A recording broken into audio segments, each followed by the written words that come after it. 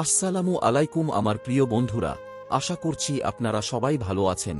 বন্ধুরা, আজকের ভিডিওতে আমরা আল্লাহর রাসূল হযরত মুহাম্মদ সাল্লাল্লাহু আলাইহি ওয়াসাল্লামের জন্মের সময় যে অলৌকিক ঘটনাগুলো ঘটেছিল সেই বিষয়গুলো জানার চেষ্টা করব ইনশাআল্লাহ। হযরত মুহাম্মদ হলেন ইসলামের কেন্দ্রীয় ব্যক্তিত্ব এবং ইসলামী বিশ্বাসমতে আল্লাহ কর্তৃক প্রেরিত সর্বশেষ নবী তথা বার্তাবাহক, যার উপর ইসলামী প্রধান ধর্মগ্রন্থ আল কুরআন অবতীর্ণ হয়েছে। যে কোনো নবীর জন্মের সময় ও তার কিছু আগে এবং পরে অলৌকিক নানা ঘটনা ঘটেছে, যাতে সাধারণ মানুষ আল্লাহর নবীকে মেনে নেওয়ার জন্য প্রস্তুত হতে পারে। যেমন আল্লাহর নির্দেশে মায়ের হাতে নবজাতক মূসা আলাইহি ওয়াসাল্লামকে কাঠের বাক্সে চড়িয়ে নদীতে ভাসিয়ে দেওয়া ও ফেরাউনের ঘরেই তাঁর আশ্রয় লাভ, অথচ ফেরাউন মূসা নবীর জন্ম ঠেকানোর জন্য হাজার হাজার শিশু হত্যা করেছিল। এছাড়াও পিতা ছাড়া হযরত ঈসা আলাইহি ওয়াসাল্লামের জন্মগ্রহণ এবং দোলনায় বসে নিজের নবুয়ত সম্পর্কে বিশুদ্ধ ভাষায় কথা বলার ঘটনা এই প্রসঙ্গে স্মরণ করা যায়।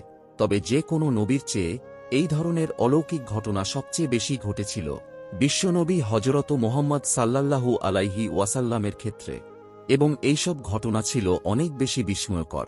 এর কারণ, বিশ্বনবী ছিলেন সর্বশ্রেষ্ঠ নবী এবং তাঁর ওপর নাজিল হওয়া ধর্ম বা শরীয়ত সবচেয়ে পরিপূর্ণ বা পূর্ণাঙ্গ, আর এই ধর্ম কিয়ামত পর্যন্ত বা বিশ্বের শেষ দিন পর্যন্ত টিকে থাকবে ও শক্তিশালী হয়ে থাকবে। অন্য নবী রাসূলরা এসেছিলেন বিশেষ জাতি ও বিশেষ সময়ের জন্য, কিন্তু ইসলামে এসেছে সব মানুষ ও জিনের জন্য, এবং কিয়ামত পর্যন্ত তা আল্লাহর মনোনীত শ্রেষ্ঠ ধর্ম। তো আমার প্রিয় বন্ধুরা, তাহলে চলুন জেনে নেওয়া যাক হযরত মুহাম্মদের জন্মের প্রাক্কালে ও জন্মের পরে সংঘটিত কিছু অলৌকিক ঘটনা সম্পর্কে। নাম্বার ১, ইমাম সাদিক রাদিয়াল্লাহু আনহু বলেছেন, শয়তান বা ইবলিস অতীতে সপ্তম আকাশ পর্যন্ত যেতে পারত।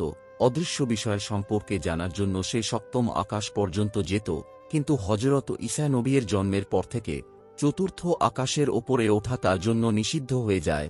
এরপর যখন আমাদের প্রিয়নবী হযরত মুহাম্মদ জন্ম নেন, তখন তার জন্য সব আকাশই নিষিদ্ধ হয়ে যায়। শয়তানকে আকাশের দরজাগুলো থেকে ধূমকেতু দিয়ে বিতাড়ন করা হয়।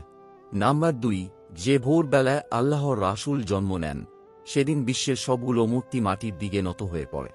নাম্বার ৩, নবীজির জন্ম যেদিন হয়, সেদিন পারস্যের রাজার বিশাল প্রাসাদের বারান্দা কেঁপে ওঠে এবং ছাদের চৈধদ্ধটি প্রাচীর ধসে পড়ে।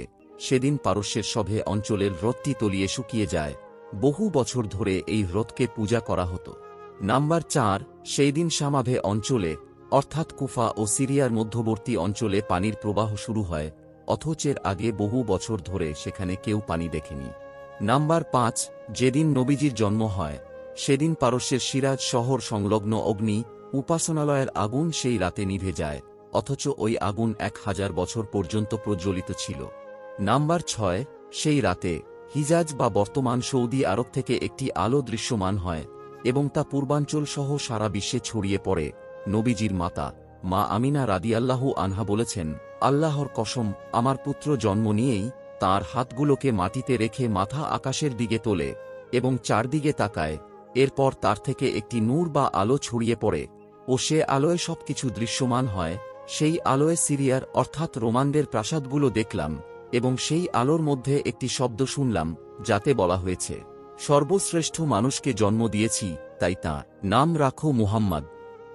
আমিরুল মুমিনিন হযরত আলী রাদিয়াল্লাহু আনহু বলেছেন, সে রাতে তথা রাসূলে খোদায়ের জন্মের রাতে পুরো দুনিয়া আলোকিত হয়।